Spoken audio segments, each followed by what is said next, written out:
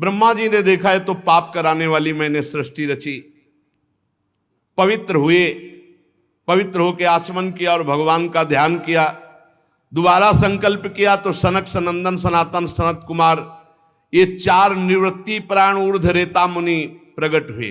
इनसे कहा सृष्टि रचो, बोले हमारे बस की बात नहीं, हम तो हरि शरणम हरि शरणम हरि शरण। निकल पड़े दिगंबर महापुरुष। कहा तुम लोग सृष्टि उत्पन्न करो। उनका पिताश्री हम निवृत्ति मार्ग पर चिंतन रखने वाले हैं, इसलिए हम ऐसा नहीं कर सकते। ओ हरि शरणम हरि शरणम। ब्रह्मा जी ने देखा कि तो मेरी आज्ञा नहीं मान रहे, बड़ी गुस्सा आई। जब ब्रह्मा जी को गुस्सा आई, बहुत रोकने का प्रयास किया लेकिन बहुत गुस्सा आ गई, तो ब्रह्मा जी के बीच भाव से यहां से श्याम वर्ण का एक तेजो में देव प्रकट हुआ और वो थोड़ा रुदन करने लगा। तो उनका रो मत, बोले मेरा नाम बताओ, बोले रोए इसलिए रुद्र। बोले रहने का स्थान बताओ, बोले कैलाश। यहां श्रीमद् भागवत महापुराण के विधान में भगवान ब्रह्मा जी के भ्रकुटी मध्य से भगवान रुद्र का अवतार हुआ, देवाधिदेव महादेव। देखो ये हमने कई बार कहा है कि जिस पुराण को आप पढ़ोगे उसमें वही अधिष्ठात्र देवता होगा। जैसे अपने गुरु कृपा से कई पुराणों का स्वाध्याय हुआ, तो अगर देवी पुराण तो देवी से सबकी उत्पत्ति, शिव पुराण तो शिव से सबकी उत्पत्ति, जिस पुराण के अधिष्ठात्र देवता उसी से सबकी उत्पत्ति। तो यहां भगवान श्री हरि श्री कृष्ण उनके लिए श्रीमद् भागवत, तो इसमें श्री कृष्ण श्री हरि से भगवान ब्रह्मा, ब्रह्मा जी से देवाधिदेव महादेव जी का प्रादुर्भाव।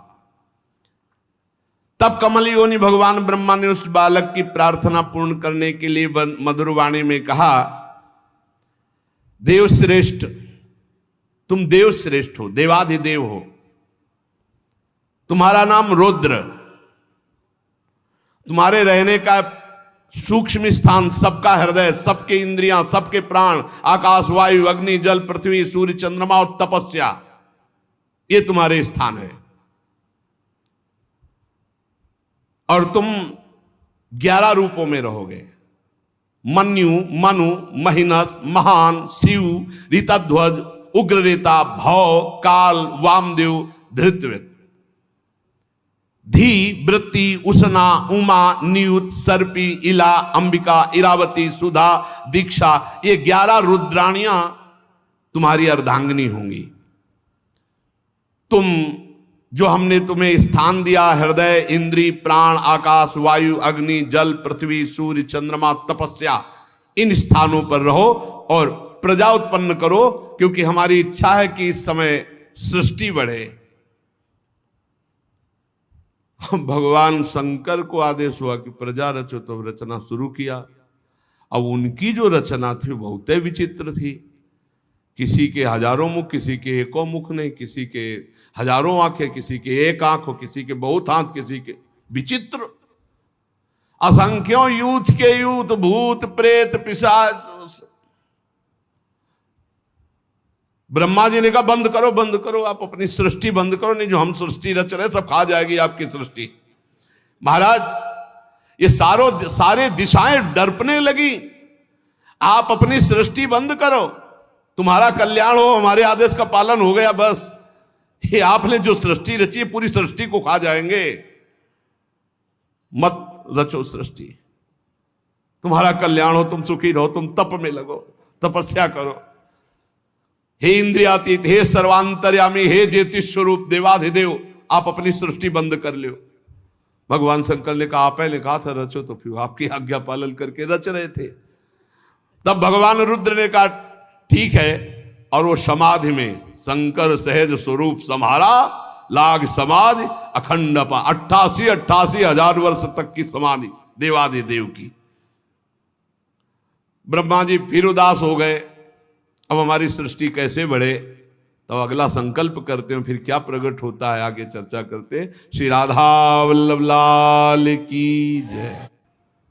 भगवान ब्रह्मा जी सृष्टि रचना में देखा कि सफलता प्राप्त नहीं हो रही, तो एकदम क्रोध आ गया, भ्रकुटी चढ़ गई और भ्रकुटी से एक बालक जैसा प्रकट हुआ, वह प्रकट होकर रुदन करने लगा। तो ब्रह्मा जी ने उनका नाम रखा नील लोहित रुद्र। भगवान देवाधिदेव महादेव का प्रादुर्भाव श्रीमद् भागवत के अनुसार ब्रह्मा जी की भ्रकुटी मध्य से हुआ।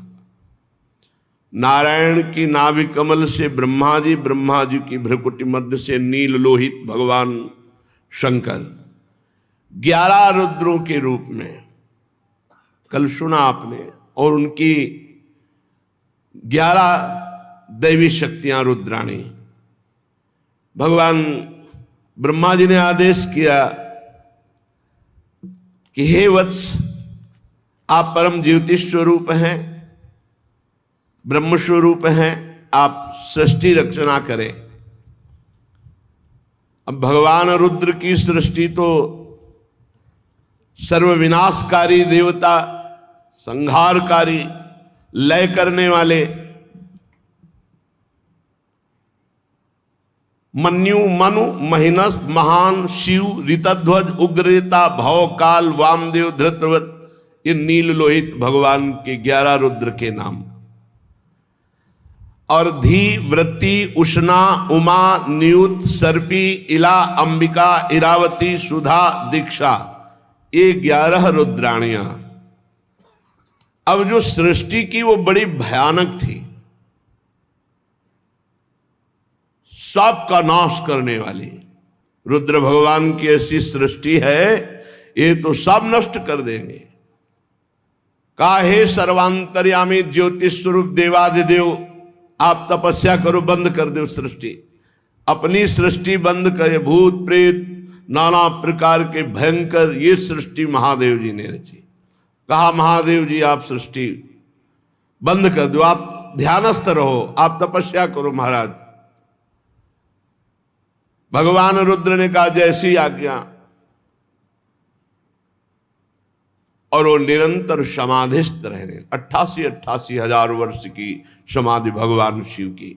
शंकर सहज स्वरूप संहारा, लाग समाधि अखंड पारा। देवाधिदेव बड़े मंगल मूर्ति, बड़े करुणा में, बहुत जल्दी प्रसन्न हो जाने वाले, प्रसन्न होकर भगवत चरणारविंद की अद्भुत प्रेम लक्षणा भक्ति प्रदान करने वाले। किसी भी जन्म में सही अगर भगवान शंकर की आराधना हुई है तो ही भगवान की भक्ति मिलेगी, अन्यथा नहीं।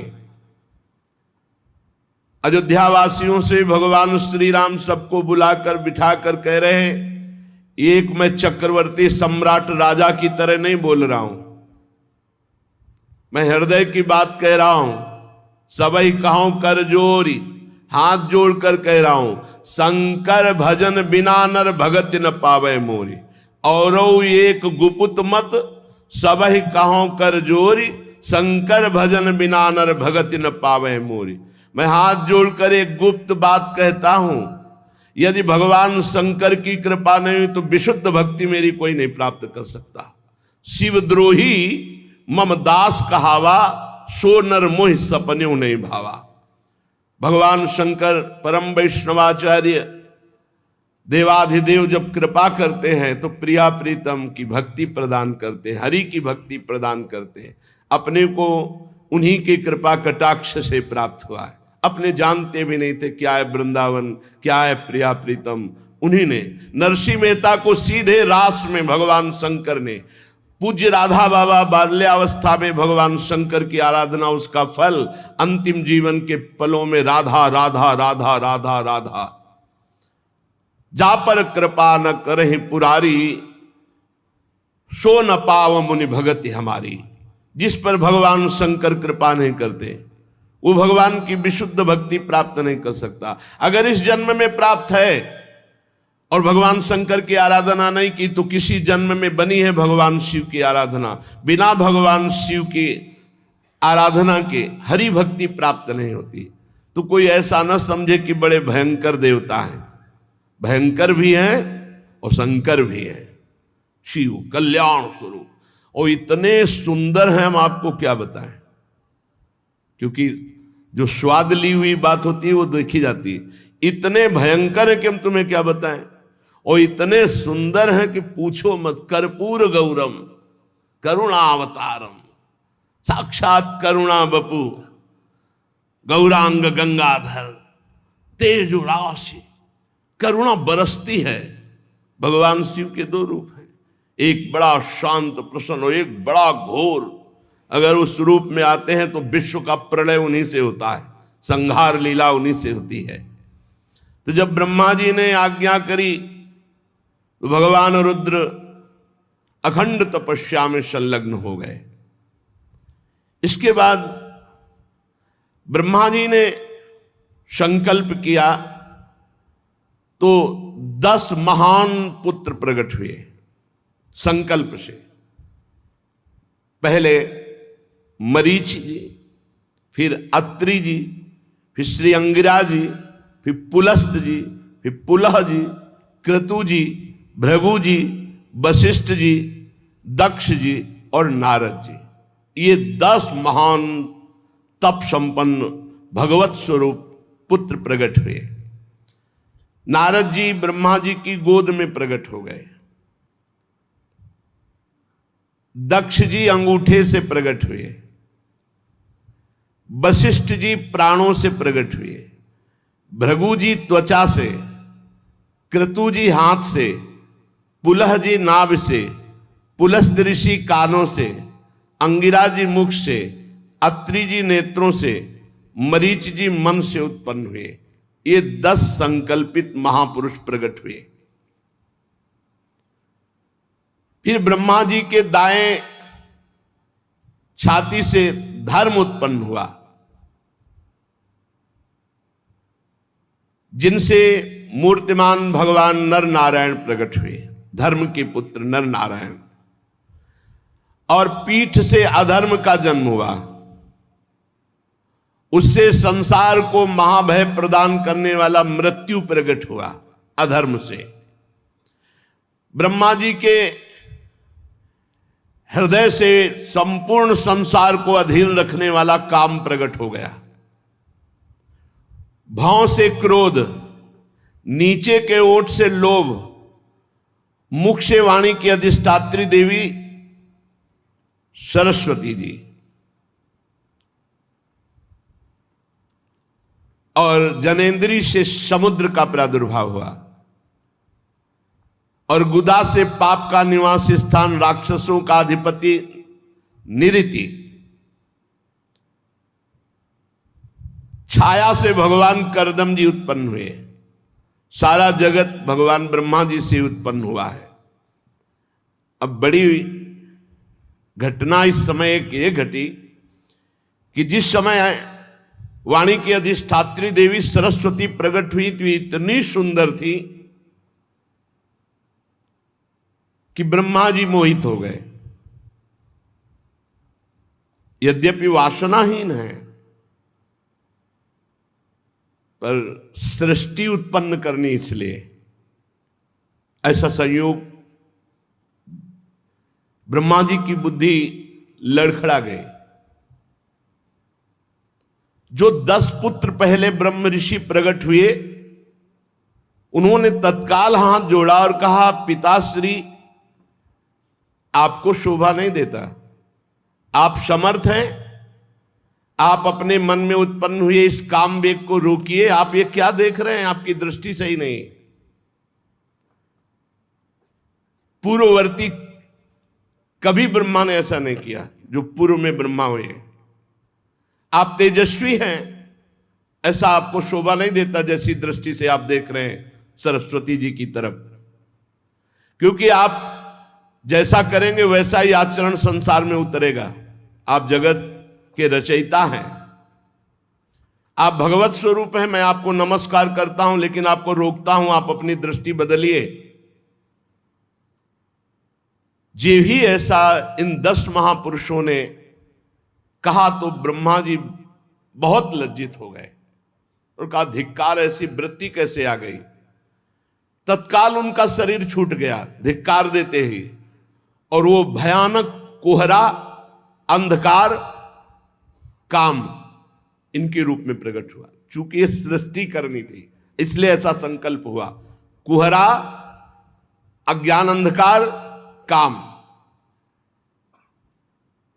इसीलिए जब काम सवार हो जाए दिमाग में तो फिर वो ये नहीं देखता कि अनुजा है कि तनुजा है कि क्या है। इसीलिए व्यास भगवान ने कहा, बलवान इंद्री ग्रामो विद्वानम अपि करसति, बहुत देर तक एकांत में अपनी बेटी बहन आदि के पास भी नहीं रहना चाहिए, क्योंकि मन बड़ा बलवान है। कभी जब ब्रह्मा जी का मन, तो फिर औरों की तो बात ही क्या। 10 ब्रह्म ऋषियों ने तत्काल धिक्कार दी, महाराज आप, बड़ी लज्जा आई। शरीर छूटा, वही शरीर अंधकार, कुहरा, काम, मलिन काम। अभी एक पीछे सुन चुके हैं, हृदय से काम प्रकट हुआ। एक काम को भगवान का स्वरूप माना गया है, जो धर्मयुक्त काम है उसे भगवान का स्वरूप माना गया है। धर्मयुक्त सहवास करके संतान उत्पन्न करना, ये भगवान की पूजा, ये धर्म माना गया है। और पापाचरण व्यभिचार करना, ये यहां काम प्रकट हुआ। जो सरस्वती जी को देखकर मन में संकल्प बना, उससे अंधकार, कुहरा और पापाचरण कराने वाला काम प्रकट हुआ। काम 2 प्रकार का, एक धर्म स्वरूप और एक पाप स्वरूप। ब्रह्मा जी जो ही वो शरीर छूटा, नया शरीर धारण किया, क्योंकि तेजो में भगवत स्वरूप है। उसी समय ब्रह्मा जी के 4 मुखों से 4 वेदों का प्रादुर्भाव हुआ। उपवेद, न्याय शास्त्र, होता, उद्गाता, अध्वर्यु, ब्रह्मा, इन 4 ऋत्विजों के साथ कर्म, यज्ञों का विस्तार, धर्म के 4 चरण, 4 आश्रम, उनकी वृत्तियां, ये सब ब्रह्मा जी के मुख से उत्पन्न हुई। ब्रह्मा जी ने अपने पूर्व, दक्षिण, पश्चिम, उत्तर के मुख से, पूर्व से ऋग्वेद, दक्षिण से यजुर्वेद, पश्चिम से सामवेद और उत्तर के मुख से अथर्ववेद का प्रादुर्भाव किया। ऋग्वेद, यजुर्वेद, सामवेद, अथर्ववेद, 4 वेद प्रकट हुए ब्रह्मा जी के मुख से। फिर क्रम से शास्त्र, होता का कर्म, इज्जा, अधिवर्य का कर्म, स्तुत, स्तोम, उद्गाता का कर्म और प्रायश्चित, ब्रह्मा का कर्म, ये 4 कर्म प्रकट हुए।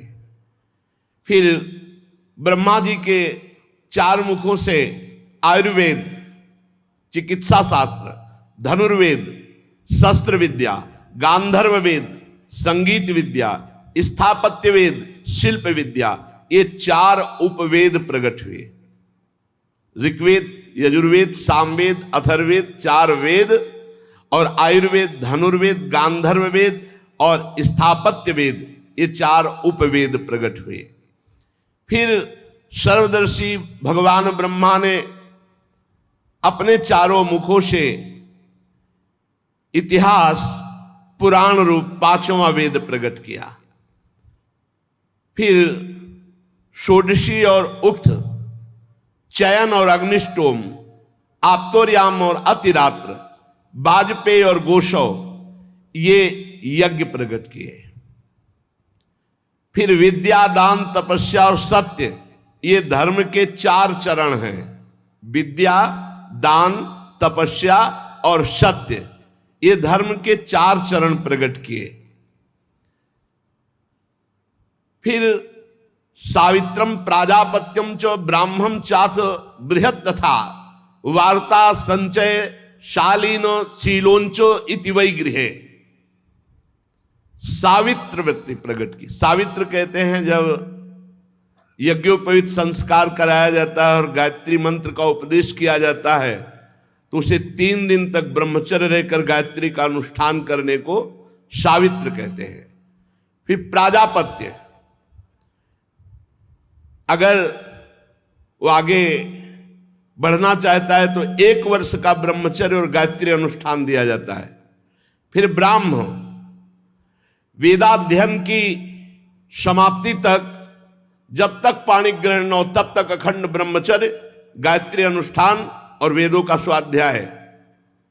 इसे ब्राह्म, और फिर बृहत। बृहत आजीवन नैष्ठिक बाल ब्रह्मचारी, कभी भी कोई भी संयोग नहीं करूंगा, आजीवन ब्रह्मचारी रहूंगा। ये आयु पर्यंत रहने वाले ब्रह्मचर्य को बृहत, ये 4 वृत्तियां ब्रह्मचारी की प्रकट की, सावित्र, प्राजापत्य, ब्राह्म और बृहत। इनमें सावित्र, प्राजापत्य और ब्राह्म तो गृहस्थ में जा सकते हैं, लेकिन बृहत आजीवन नैष्ठिक ब्रह्मचारी, बड़ी महिमा है आजीवन नैष्ठिक ब्रह्मचर्य की। ये 4 वृत्तियां चारों मुख से ब्रह्मा जी ने ब्रह्मचारी की प्रकट की, और 4 वृत्तियां गृहस्थ की प्रकट की। वार्ता, संचय, शालीन, शीलोंच। कृषि के द्वारा गृहस्थी का पालन करना, याग आदि के द्वारा गृहस्थी का पालन करना, अयाचित वृत्ति से गृहस्थी का पालन करना, क्योंकि सब मुनिजन होते थे, और शीलोंच वृत्ति से गृहस्थी का पालन करना। शीलोंच, किसान के खेत का पूरा अन्न कट गया, अब जो दाना और बाली है वो बीनना, बाजार का अन्न उठ गया, अब उससे दाना और बीन करके एकत्रित किए हुए अन्न से 12 महीना चलाना, उसे शीलोंच वृत्ति। शीलोंच वृत्ति वाले से बहुत सब डरते थे, क्योंकि महान तपस्वी होता था, उसका कोई प्रतिग्रह नहीं होता, वो शीलोंच वृत्ति से जी रहा था। उसके द्वारा जो वचन निकलते थे, बड़े बड़े चक्रवर्ती सम्राट कांप करके स्वीकार करते थे, डरते थे कहीं साप न दे दे। ये 4 वृत्तियां गृहस्थ की, वार्ता, संचय, शालीन, शीलोंच। फिर 4 वृत्तियां वानप्रस्थ की, क्योंकि आश्रम है, ब्रह्मचर्य आश्रम, गृहस्थ आश्रम, वानप्रस्थ आश्रम, संन्यासाश्रम। वैखानस, बालखिल्य, औदुंबर और फेनप।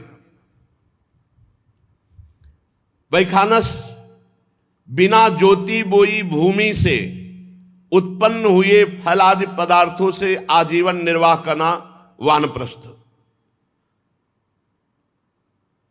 इसे वैखानस कहते हैं, वानप्रस्थ की वैखानस वृत्ति। और बालखिल्य, नवीन भोजन अन्न मिल जाने पर पुराने अन्न का संपूर्ण त्याग कर देना, ये वालखिल्य वृत्ति। औदुंबर, प्रातः काल उठे, जिधर मुख किया उधर भिक्षा मिली जो फल आदि की, वही लेना, अन्यथा भूखे रह जाना। फेनप, अपने आप जो फल आदि जमीन पे गिरे हुए हैं, तोड़ नहीं सकते, उससे पूरा जीवन निर्वाह करना, ये वानप्रस्थ की 4 वृत्तियां। और फिर सन्यास की 4 वृत्तियां, कुटीचक, बहुदक, हंस और परमहंस। कुटीचक, एक जगह कुटी बना करके आजीवन भजन करते हुए व्यतीत करना, संसार से विरक्त होकर, इन्हें कुटीचक सन्यासी कहते हैं। और बृहदक, एकमात्र तत्व की तरफ दृष्टि रखते हुए शरीर से निरपेक्ष, जैसे भरण पोषण, कोई परवाह नहीं, बस तत्व दृष्टि। जहां शरीर पड़ा है पड़ा, जहां मिल गया खा लिया खा लिया, नहीं खा लिया नहीं खा लिया, दृष्टि ही नहीं शरीर में, तत्व दृष्टि, उन्हें बहुदक। और जो निरंतर तत्व में स्थित है उन्हें हंस, और जो जीवन मुक्त हो चुके उन्हें परमहंस। ये सन्यास की 4 वृत्तियां हैं। अन्वीक्षिकी, त्रयी, वार्ता, दंड नीति, ये 4 विद्याएं हैं। मोक्ष प्राप्त करने वाली अध्यात्म विद्या, स्वर्ग आदि प्रदान करने वाली कर्म विद्या, खेती व्यापार आदि संबंधी विद्या और राजनीति, ये 4 विद्याएं हैं। भू, भुआ, स्व, महा, इन 4 आश्रमों का पालन करने वाले यहां 4 लोकों में जाते हैं। जो जीवन मुक्त महापुरुष हो गए, वो अगर इनका भोग ना भोगना चाहे तो वो परब्रह्म में लीन हो जाते हैं। सा, खा, सा, हा, ये 4 शब्द उष्म वर्ण, या, रा, ला, वा, ये 4 शब्द अंतस्था, ये ब्रह्मा जी के मुख से निकल, पूरे ककहरा मात्राएं सब ब्रह्मा जी के मुख से निकली हुई। निषाद, ऋषभ, गांधार, षड्ज, मध्यम, दैवत, पंचम, ऐसा रे गा मा प ध नी, ये ब्रह्मा जी के मुख से निकली। यहां नी से शुरू होता है, तो निषाद, नी सा रे गा मा प ध, नी में निषाद, जो वो ऋषभ, सा में षडज, रा में ऋषभ, गा में गांधार, मा में मध्यम, धा में दैवत, पा में पंचम। ये ब्रह्मा जी से शब्द ब्रह्म प्रकट हुए। यही इसी के आधार पर संगीत कला है जितनी है, सारे गा मा पा ध नी, षडज, ऋषभ, गांधार, मध्यम, दैवत, पंचम, निषाद। फिर ब्रह्मा जी की अव्यक्त एक वाणी प्रकट हुई, ओम आ उ मा ओम। ये परिपूर्ण ब्रह्म स्वरूप है। यही सब मंत्रों का अधिष्ठाता है। जो ब्रह्म प्राप्ति के हैं सब में प्रणव यही